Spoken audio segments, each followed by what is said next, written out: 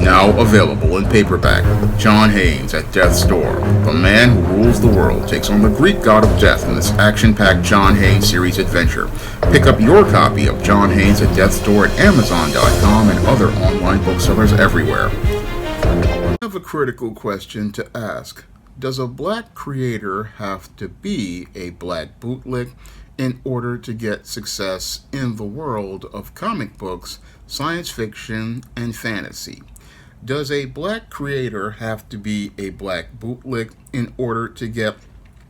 six-figure success with a Kickstarter or an Indiegogo when they launch a comic? Does a black creator have to be a bootlick in order to get jobs in the comic book industry? Does a black creator have to be a black bootlick in order to go out here and get a black science fiction or fantasy novel published by a trade publisher? Does a black creator have to be a black bootlick in order to get a screenplay greenlit which features black characters in science fiction and fantasy?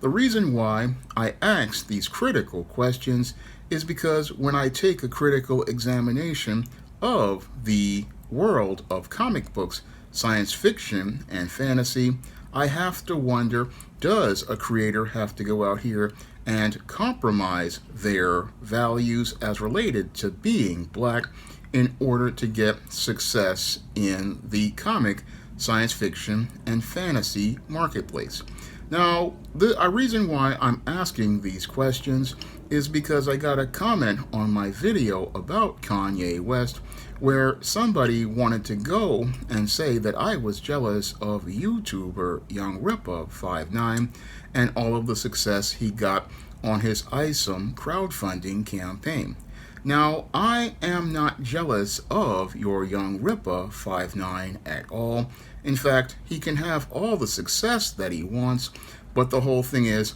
I wonder what that success is going to cost him, because when it comes down to going out here and getting success, you have to count the cost as related to what you're getting for what you're giving. And when I wrote my novel, The Temptation of John Haynes, back in 2005, I put up something on the back as related to the book blurb on the 2011 book that I also put up when I was trying to query the book, and that line was, "Death kills the flesh and compromise kills the soul." And I have to wonder, does a black creator have to go out here and compromise their soul in order to gain success in the world of comic books, science fiction, and fantasy? That's a question that I have been asking myself for years, ever since I aspired to become a comic book writer when I was about 15 or 16 years old. And as I've tried to come into the industry, I have wondered, does a black creator have to compromise their ideals at the essence of themselves if they want to go out here and have success in the comic book industry, the science fiction and fantasy markets, and even with the entertainment industry as related to black comics, black science fiction, and black fantasy? I oftentimes wonder, does a black creator have to go out here and betray their ideals as related to their blackness and their essence of black self in order to gain that success? Because when I look at the entirety of your comics, science fiction, and fantasy, I'm seeing too many individuals out here looking to compromise themselves, all to gain some favor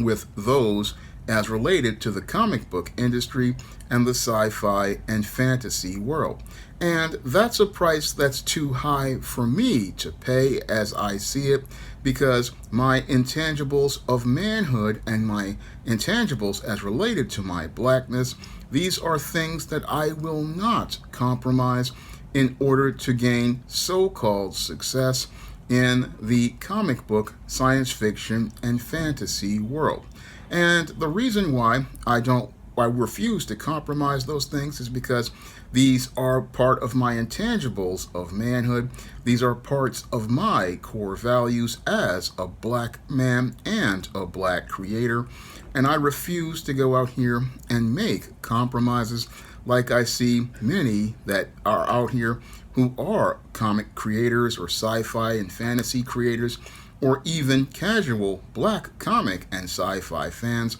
I see a lot of individuals who go out here and make compromises every day, looking to give cover for many of these white racists and white supremacists who are a part of the hobby. These people will go out here and look to give these white supremacists and white racists a pass and believe that there will be a covert contract established if they give them a pass. Now, the covert contract that many of these black bootlicks, whether they be black creators or black comic, sci-fi, and fantasy fans are, is that if they give the racists in the comic book industry a pass, they will be able to go out here and get opportunities at jobs in the comic book industry. They will get pledges for their crowdfunding projects like their Kickstarters or their Indiegogos, or in the case of the entertainment industry, they can possibly get their fantasy book published, or they can go out here and get a screenplay optioned or greenlit. Yes, these individuals will go out here and participate in this covert contract in the hopes of getting a financial gain, but what they don't see is that they're taking a character loss. And that character loss is where these individuals go out here and make a compromise that winds up costing them their soul and winds up costing them everything as related to their intangibles of black humanity, because they're willing to sacrifice their blackness in order to go out here and have some sort of favor or approval from those who are white and non-black in the comic book industry, in the sci-fi and fantasy world. And they're looking to gain clout with these individuals, not understanding that that clout comes at a cost of their dignity, their self-respect, and their self-worth. And this is a compromise I refuse to make, because I know that if you go out here and give white supremacists and racists a safe haven, what these individuals will do is they're eventually going to turn on you, because when you go out here and do this type of pandering to try to get jobs or try to get your projects funded or any type of support, you are just living on borrowed time, because the white supremacists you're making compromises with and the racists you're making compromises with will eventually wind up breaking you, because it's like Professor Black Truth always says, white supremacy always breaks its toys, and for them, most black bootlicks are nothing but toys. And as a black creator, I cannot go out here and compromise with these individuals, because any compromise I make with these individuals is one that's going to cost me in the end, and it costs the black world of fantasy and science fiction in the end, because when you have black creators who go out here and bootlick and provide safe haven for white supremacists, what that does is allow those white supremacists to remain in power, and it allows them to continue to control the worlds of fantasy and science fiction and comic books, and it ensures that these creators are going to do things to pander to those white supremacists instead of creating media that empowers and uplifts young brothers and sisters and allows them to see a larger world. And that really, again, goes against the mission of SJS Direct, my publishing imprint. My mission as a creator is to go out here and give black people positive stories about the black experience and diversify the black book market so you can see a larger world of black people. And you can't see that larger world if there are black bootlicks, because black bootlicks, when they are creators, they only want you to see a small world, a world that makes many of your whites and non-blacks who are racist feel comfortable about black people. And they want to see the same old stereotypes repackaged in brand new boxes. And I'm not one to go out here and want to put new stereotypes in brand new boxes. No, I'm not about to go do that. And again, when I go out here and create stories, I want to give you a larger picture of the world. I want to give you broad and diverse experiences, and I want to show you diversity of thought in the black community. But you're not going to get that if there are black bootlicks, who again are the ones who get most of the jobs. No, what the bootlick is going to do is make compromises, like we saw with the Reginald Hudlin did with Milestone, where he basically changed all of these characters and destroyed everything that Dwayne McDuffie created when he was alive. That's what happens when you have black bootlicks in creative spaces. They don't go out here and create rich, fun, and diverse stories. No, they give you what the left or the right wants to see as related to black life, and we don't get a balanced picture that humanizes black people. So that's my real issue with, as a black creator, with the whole idea of having to go out here and be a bootlick in order to get success. Now, this is not the contract I would want to get into to get success, and it's a covert contract I want absolutely nothing to deal with. Because ever since I was 4 years old and I saw the comics in my brother's comic collection, I always wanted to be a part of the comic book business. I always wanted to be in comics, and I wanted to make comics ever since I was 9 years old. And one of the reasons why I became a writer is because since I couldn't draw comics, I wound up using words to make the pictures. And as I used words to make the pictures, I learned how to become a writer. And again, I wanted to write comics ever since I was a teenager. But if the way you get into comics is to be a black bootlick, then that's not a place I would want to be, because the whole idea of being a black bootlick, that's not success for me, because the cost is too high as related to the compromise of character. Because your bootlick, yes, he gets or she gets success, but they wind up being a failure as a human being, because they are willing to go out here and betray the beliefs at the essence of themselves. And that type of compromise is something I refuse to make. And I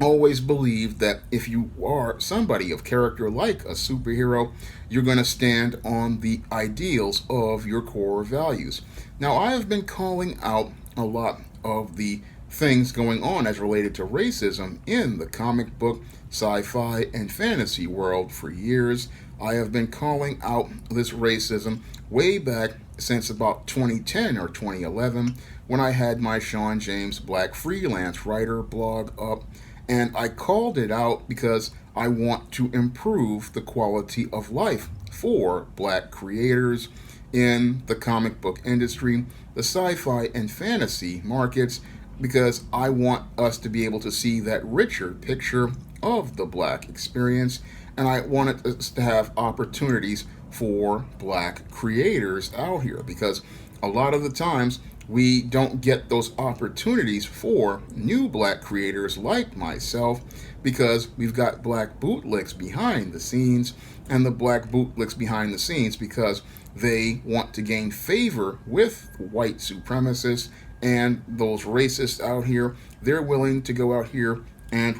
deny other black creators a place in the space, because their politics either don't fit those on the left or those on the right. And for me, it shouldn't really be about the politics. No, it should be about the storytelling. It should be about creators being judged on the merits of their characters and their stories. And we're not really seeing that from people like those in your Comicsgate who say, oh, the SJWs on the left are bad, but they can't see how they are also getting caught up in their politics on the right, because that was one of the things I was calling out about the Young Ripper 5'9" situation, how these Comicsgate guys, they sit there and talk about SJWs, but here they are. Here's a guy who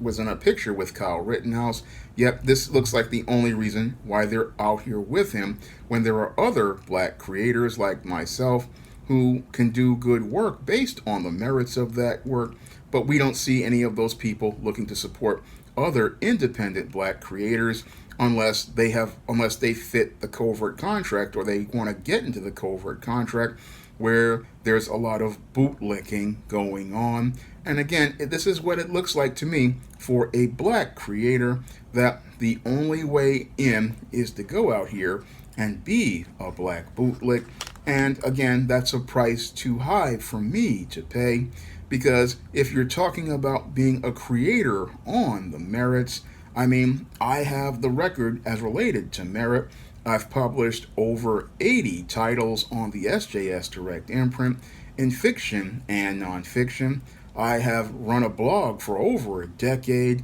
and have had 2 million hits. I have a YouTube channel with close to 15,000 subscribers. I mean, I have all the tools based on the merit and the record based on the merit, but I'm wondering, why is it that black creators like myself,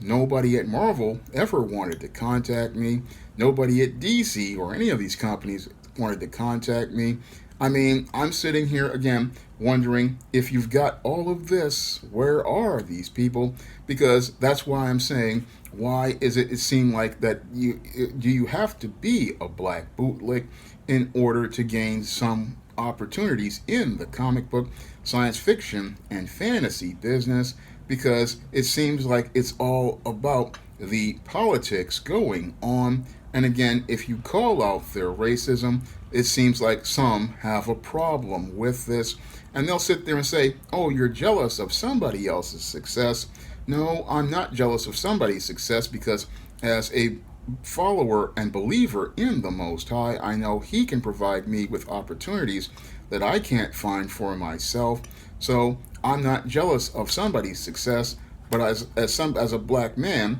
I know that there's a cost for success, and if the cost for success is looking the other way when there's anti-black racism, then that's a cost too high for me, and I refuse to look the other way and give people like a Daniel Kibblesmith on the left a pass, because he says he's scared of Night Thrasher, a heterosexual black man, and because he's scared of a heterosexual black man who's a comic book character created by white men, he doesn't want to work with that character, so he creates these snowflake and safe space characters so that he can have his smooth world.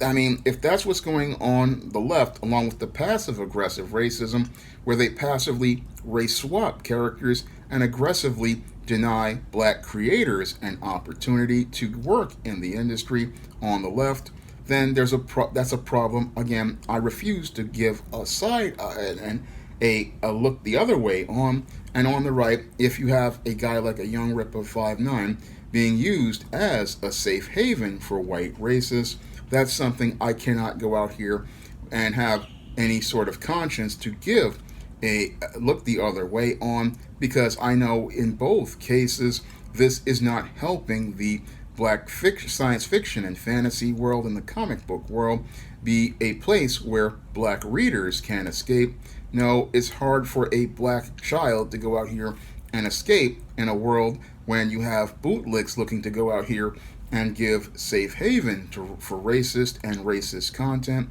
and that really destroys a child's ability to imagine themselves in a world where they see black people moving themselves ahead, in a world where they see themselves first. So that's why I, again, am asking the question, do you need to be a black bootlick to be a part of the comic, science fiction, and fantasy world? And I don't know if I would want to be in a place if I had to be a black bootlick, because as a black creator, I want to open up young brothers and sisters' imaginations to see a world where they can see themselves being first, where they can see themselves being in a leadership position, and they can see themselves in a world with people like them, who look like them, and they can see black heroes empowering themselves and improving the quality of life in their communities. For me, that's what a black hero is, and for me, you need a creator who is going to be a part of that kind of core values. And for me, that's why I refuse to be a black bootlick, because what I put my fingers on the keyboard for is not just something I go out here and preach to the readers. It is something I practice every day, whether I'm out here supporting lots of black-owned independent comic creators, or I'm out here looking to elevate black artists out here. This is something that I live for every day, and it's something that I really believe we really in the black creator spaces need to talk about, because we've got a lot of black bootlicks out here, a lot of them looking to in the Facebook groups and social media. They're out here looking to gain favor with these whites and non-blacks, and because they're looking to gain favor with these whites and non-blacks, what they're looking to do is sacrifice the black image and the black experience in media to gain white favor, and that's something that I have a serious problem with. And if that's what it means to be a part of the mainstream comic book industry, then I don't know if I would want to be a part of it, because I'm not a guy who's going to be a black bootlick. No, if I see this racism going on, I'm going to call it out. And this is something some in the comic book industry, I believe, have an issue with, like the guy who dropped that comment. And this is the thing that I've got to stand up for, because if black men like myself, who are creators, don't stand up, then there's no reason to go out here and pick up our books, because if we don't stand up for our principles, then nobody is going to stand up for us when we try to get our content to the marketplace. Now, if you want to pick up my first comic, Easting No Good Deed, you can find that comic on Kindle for 99 cents. And if you want to pick up my action-packed black fantasy fiction on the SJS Direct imprint, like the ISIS series, the Easting series, the John Haynes series, and the books of the Spinsterella trilogy, you can find those books on Amazon.com, and Kindle, the iBookstore, Google Play, and Barnes & Noble. And if you want to support me in putting together more projects on the SJS Direct imprint, like the recent Kickstarter comic John Haynes at Death's Door, you can donate to the Patreon, the PayPal, or the Cash App by clicking the links in the description box. That's all I have to say for this video. You can comment, rate, and subscribe. Now available in paperback and e-readers, The Temptation of John Haynes. Given to temptation, pick up this action-packed African-American paranormal romance. Get The Temptation of John Haynes in paperback and e-readers today.